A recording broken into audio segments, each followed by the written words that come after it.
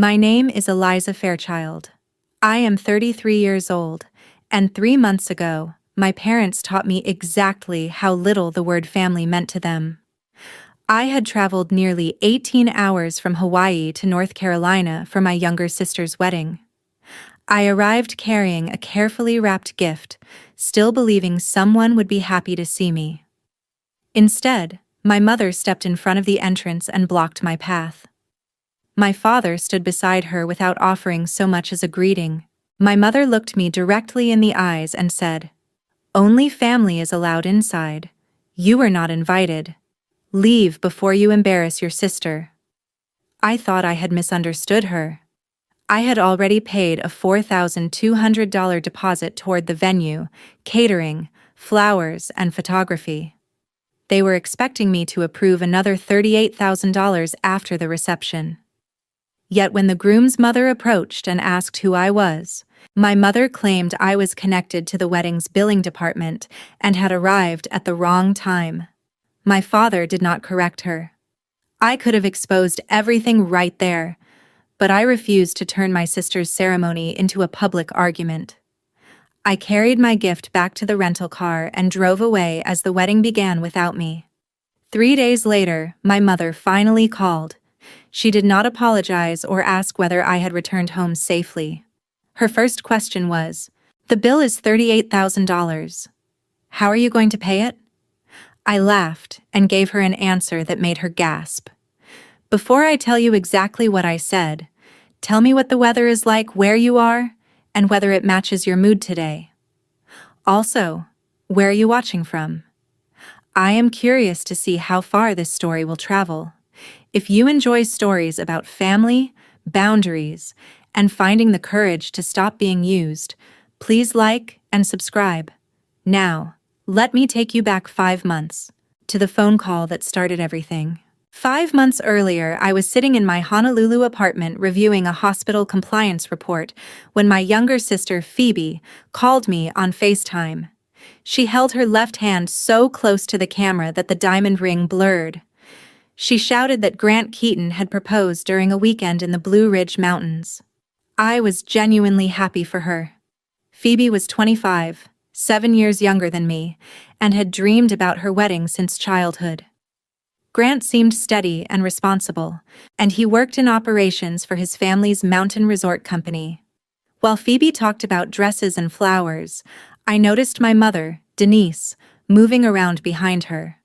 When I said I would request time off and check flights, Mom leaned into the frame and told me not to make plans yet. She said the wedding would be small and traveling from Hawaii was expensive. I reminded her that Phoebe was my only sister. Mom forced a smile and said the guest count was not final.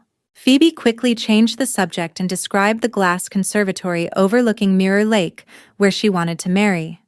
The call ended, but Mom's reaction stayed with me. She did not sound worried about my ticket. She sounded worried I might actually attend. A week later, Mom and Dad called together. That usually meant money. My father, Russell, owned a custom woodworking shop outside Pine Haven, North Carolina. He built cabinets and fixtures for expensive vacation homes, but privately I knew the business was struggling. A machine had broken, clients were paying late, and the bank had reduced his credit. Mom began by reminding me how much Phoebe admired me. Dad explained that the venue and vendors required immediate deposits. Grant's family would cover the rehearsal dinner, transportation, and honeymoon, while our family had promised to pay for the ceremony and reception. Dad called the problem temporary cash flow. Mom said they only needed a reliable third-party payer to secure everything. I asked for the total. After a pause, Dad said, $42,200. Mom quickly explained that I would pay only the $4,200 deposit and authorize the vendors to request final approval after the wedding. She promised they would handle the remaining $38,000. I asked why Grant's family could not use one of their cards. Mom became defensive and said the Keatons were already paying enough. Dad wanted to prove our family could honor its share. Then he mentioned that the Keaton Resorts planned to renovate several rental cabins, and his shop might be considered for the cabinetry contract. Suddenly, the wedding was not only about Phoebe, it was also about Dad's business, Mom's reputation, and a contract they desperately wanted. I should have refused. I had already covered a property tax shortage, part of Phoebe's tuition, and replacement equipment for the shop. Each time, they thanked me until the money arrived. Still, I did not want Phoebe to lose her venue because I was tired of being responsible.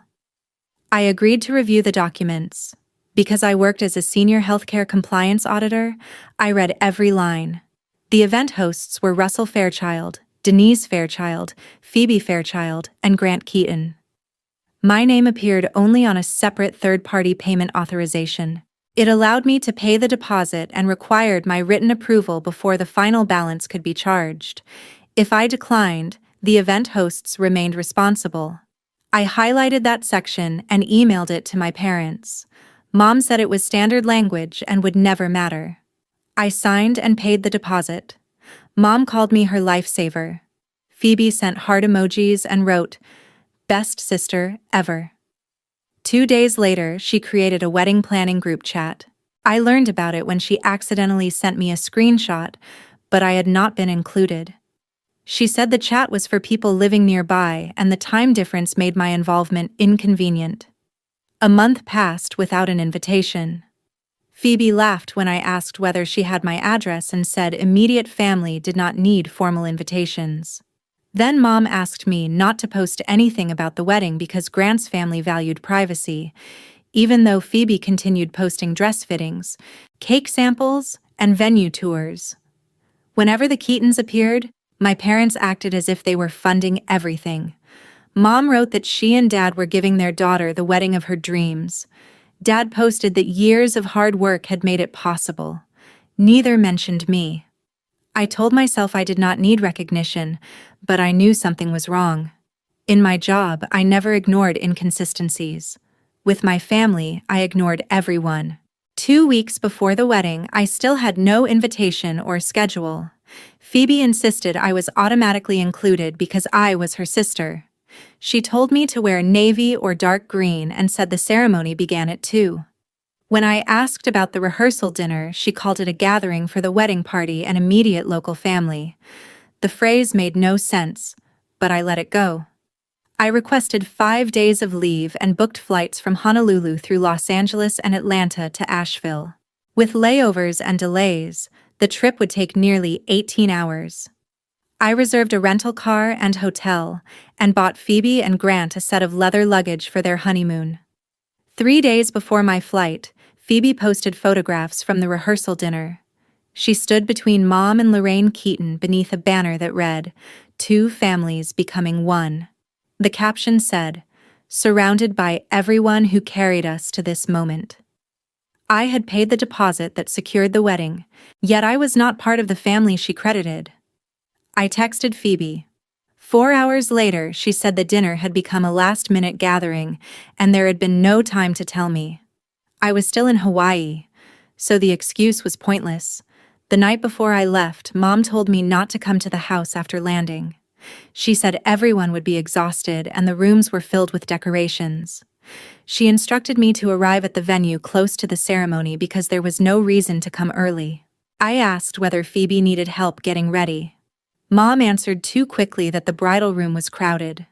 During the flight, I convinced myself wedding stress explained everything. Families became disorganized, brides became distracted, mothers became controlling. I drafted a short toast about how Phoebe used to practice weddings in our backyard when she was 8.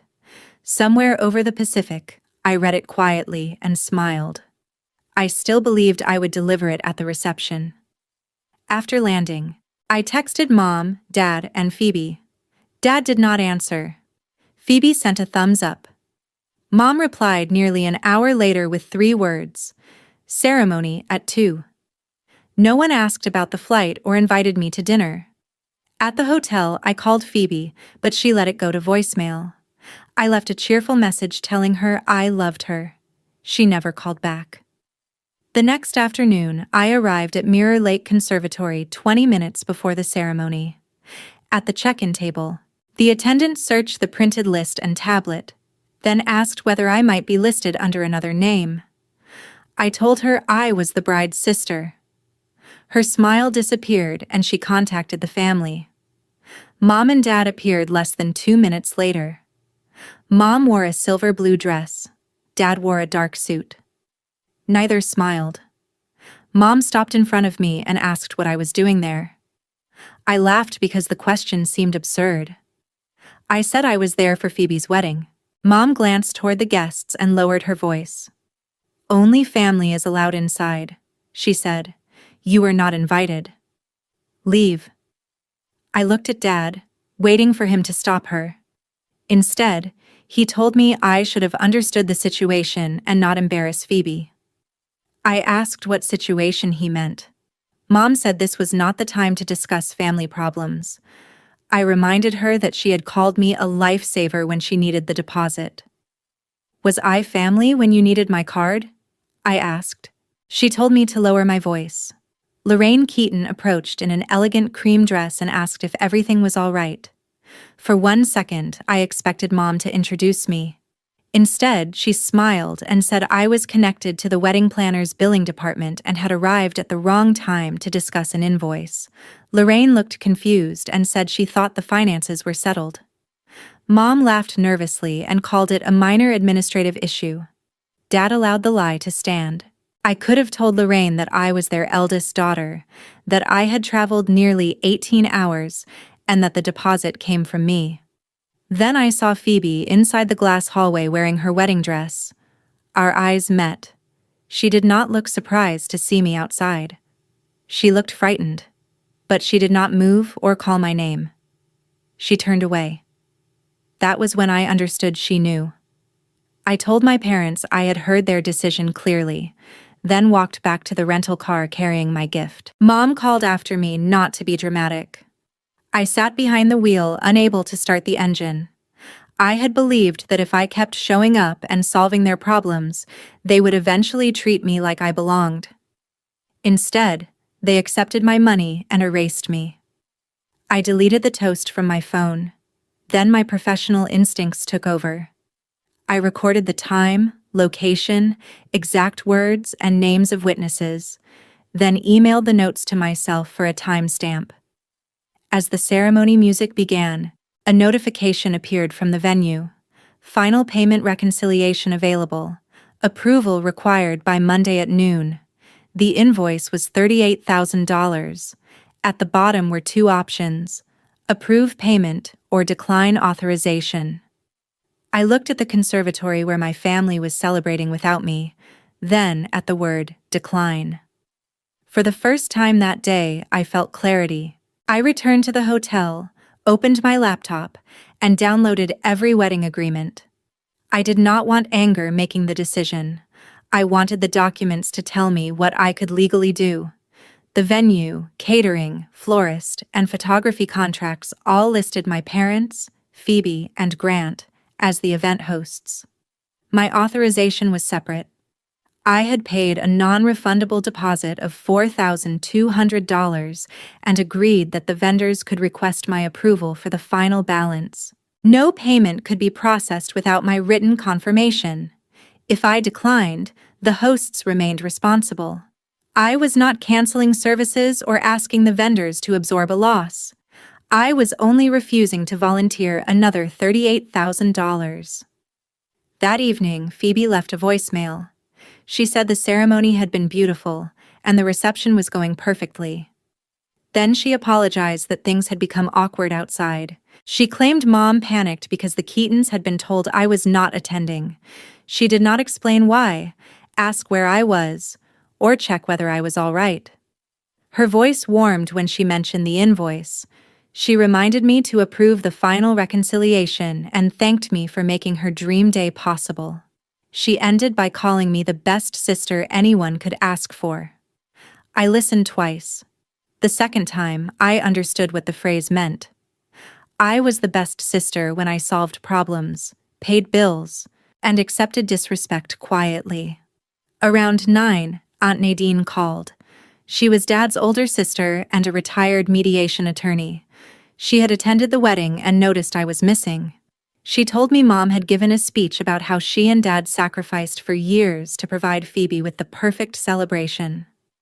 Dad thanked the Keatons for trusting the Fairchild family. Aunt Nadine knew the shop was struggling, so the speech confused her. When I told her what happened, she asked whose names were on the contracts and whether my authorization required final approval. Then she said, "Do exactly what the documents allow. Keep your records and let the adults who signed remain responsible." Her advice settled me. Calmness did not have to mean surrender. On Sunday morning, 4 invoices arrived. The venue requested $16,000, the caterer $12,500, the florist $5,700, and the photographer $3,800. I called each business and confirmed that declining would redirect the balance to the event hosts. No vendor would lose money, and the hosts would have 5 business days to arrange payment or a plan. I requested written confirmation. Then I clicked Decline Authorization on each invoice. I wrote that I had not attended or received the contracted services and would not provide voluntary payment. I did not mention the argument or insult anyone. I saved every confirmation with the contracts and changed my flight to Monday morning. Before leaving, I placed Phoebe's gift in my suitcase. Mailing it would have been another way of pretending nothing happened. At the airport, Mom texted, "Hope you have had time to calm down. We will discuss this after the honeymoon." I did not answer. During the flight, I slept for several hours and woke over the Pacific feeling something unfamiliar. Relief. When I landed in Honolulu, no one had asked whether I traveled safely, but the invoices would be redirected Tuesday morning. I knew exactly when they would remember I existed. Mom called at 9:14 Tuesday morning, 3 days after the wedding. Her voice was soft and cheerful. She asked whether I arrived home safely and said she hoped I had rested. It was the first time anyone in my immediate family asked about my trip. Then she said weddings were emotional and the incident at the entrance had been an unfortunate misunderstanding. I asked which part she misunderstood. Did she forget I was her daughter, or that I had traveled across the country? Her tone changed. She said this was not the time to reopen the argument. Then she reached the reason for the call. The vendors had contacted her. My authorization had been declined, and the remaining $38,000 had been transferred to the event hosts. She asked how I planned to pay it. I laughed because she sounded genuinely confused, as if my money still belonged to her after she denied I belonged to the family. Then I gave her the answer that made her gasp. "You said only family was allowed inside, Mom. So the family inside can pay for it." The line went silent. Then she accused me of being childish and creating a financial crisis over one uncomfortable conversation. I reminded her that she had not called me her daughter in front of Lorraine. Mom said she was preventing a scene because the Keatons had received a simplified explanation about our family. I asked what that meant. She admitted she told them I had been estranged for years and refused to participate in the wedding. I asked why she lied. She said the Keatons valued close families, Dad needed their business, and she did not want complications damaging Phoebe's future. I told her she wanted my money but not my presence, because I contradicted the image she had sold. Her voice sharpened. She reminded me that she raised me and supported my education. Then she said Dad's shop might fail if he lost the resort contract. I told her his business decisions were not my responsibility. She said Phoebe and Grant could not begin marriage with a $38,000 debt. I reminded her that 4 adults signed the contracts. She warned that the vendors might damage Dad's reputation. I said reputation was not something I could buy for him. Then she said I was the older sister and should be mature. I answered that maturity did not mean paying people to disrespect me. Mom threatened to tell everyone I abandoned the family over money. I told her to include the part where she accepted my deposit and threw me out. She said I was destroying the family. I replied that I had only stopped financing the version that excluded me. She hung up. Phoebe called 20 minutes later, already crying. Grant had received the invoices and wanted to know why my payment was withdrawn. I asked whether she told him the truth. She said he was furious because he believed Mom and Dad were paying. He had not known I provided the deposit or was expected to cover the balance. Phoebe begged me to approve the payment before his parents learned everything. I asked whether she knew Mom planned to keep me outside. She said Mom told her it would be easier if I did not enter the venue. She claimed she did not know Dad would speak to me that way. I reminded her that she saw me through the glass and turned away. She said she was moments from walking down the aisle and did not know what to do. I told her she made a choice. She chose the ceremony, the image, and the money over acknowledging me. Then she asked whether I could pay half. Even during her apology, she was calculating how much money she might recover. I said I would discuss our relationship when she was ready to talk, without mentioning an invoice. Dad called that afternoon. He said the vendors were demanding a plan and the situation was affecting his health. I asked why he signed contracts he could not afford. He said he believed I understood family responsibility. I asked whether that included standing silently while Mom called me a billing employee. Then he admitted the Keaton Resort contract could have been worth several $100,000. Mom feared that revealing family conflict would make the Fairchilds look unreliable. I told him hiding his daughter and lying about the wedding money made him unreliable. He accused me of letting his business collapse to prove a point. I asked whether he ever planned to repay the $38,000. He said the resort contract would eventually provide enough income. They had expected me to carry the debt until Dad benefited from the lie. That evening, I emailed Mom, Dad, Phoebe, and Grant.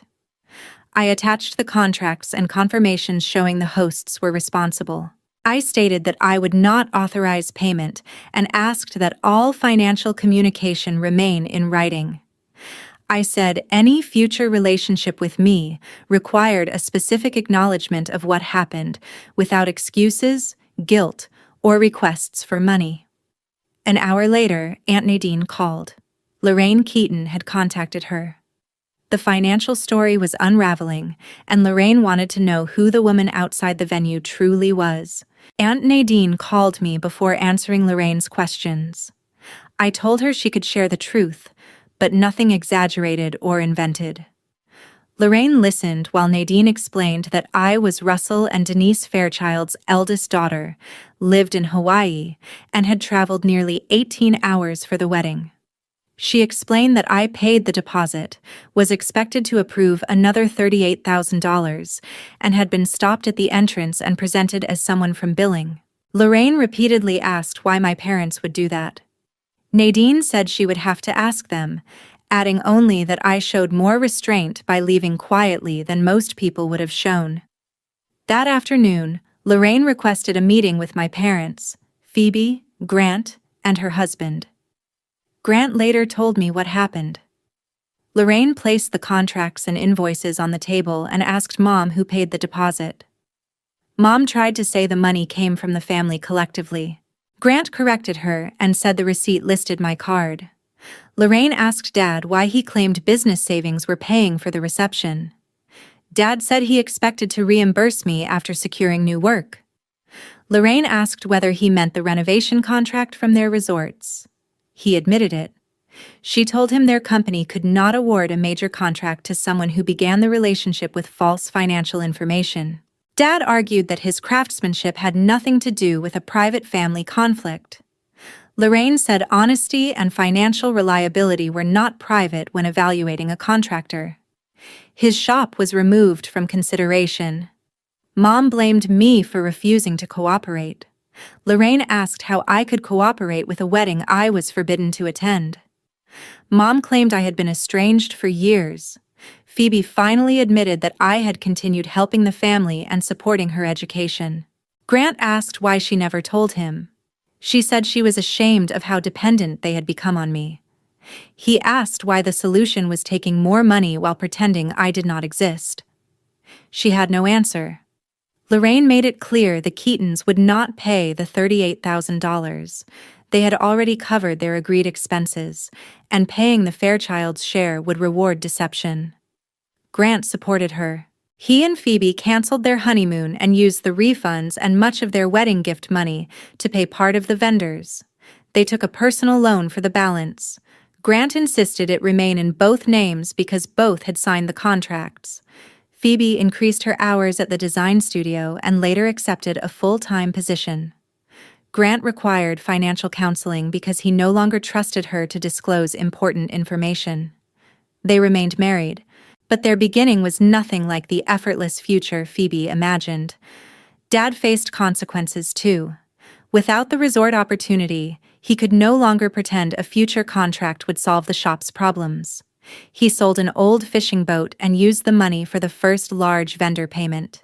He delayed buying equipment and negotiated a structured plan. He also had to admit to his employees that the company had expanded too quickly and depended on expected income. Mom's consequences were mostly social.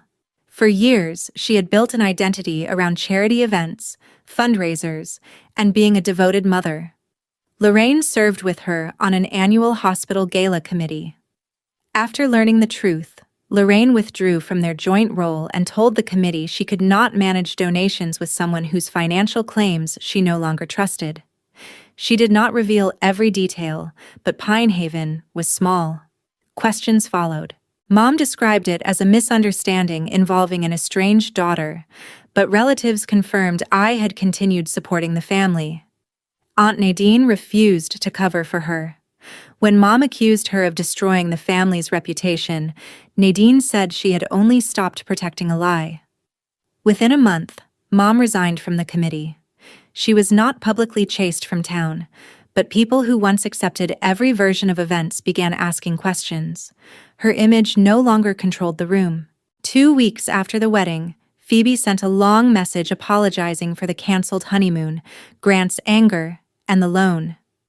Then she asked whether I could cover one payment until her salary increased. She still apologized for the consequences, not for what she did to me. I refused and said I would listen when she was ready to acknowledge her choice at the venue.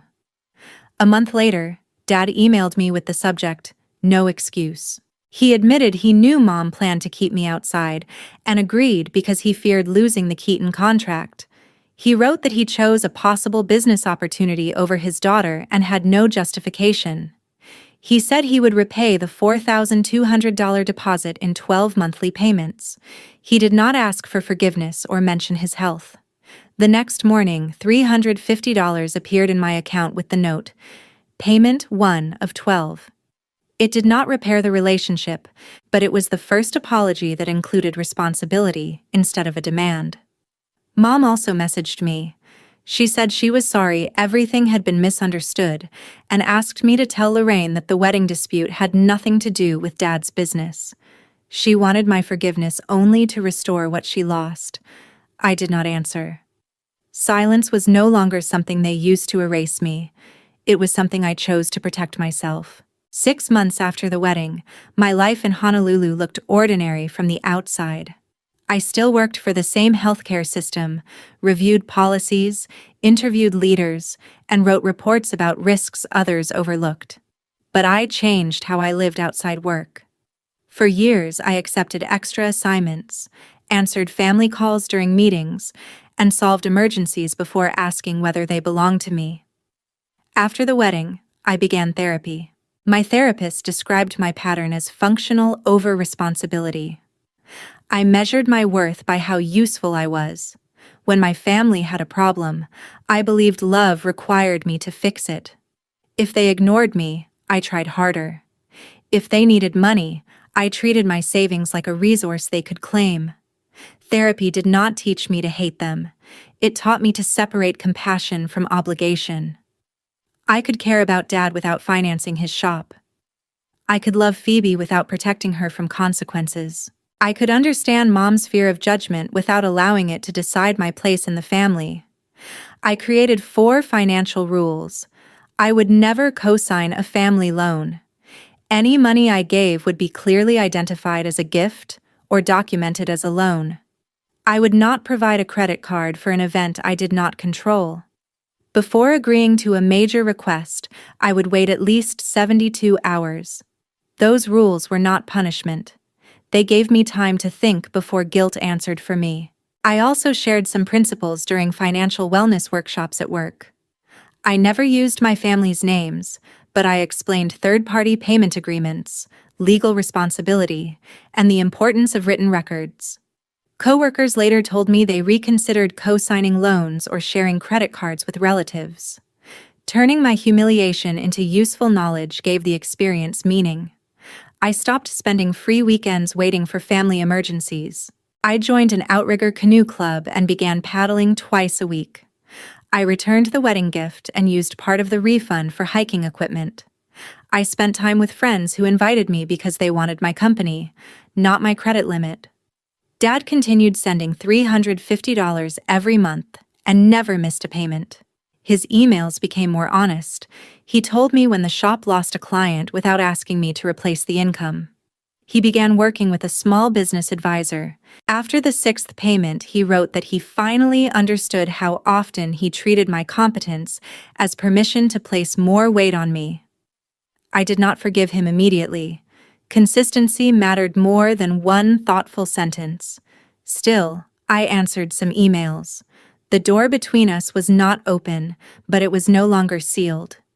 Phoebe contacted me nearly 5 months after the wedding. Her message was shorter than the first. She admitted she knew Mom planned to keep me outside and stayed silent because she feared losing the wedding and the Keatons' approval. She acknowledged that she saw me through the glass and turned away. She said she allowed me to fund a celebration where I might not be welcomed.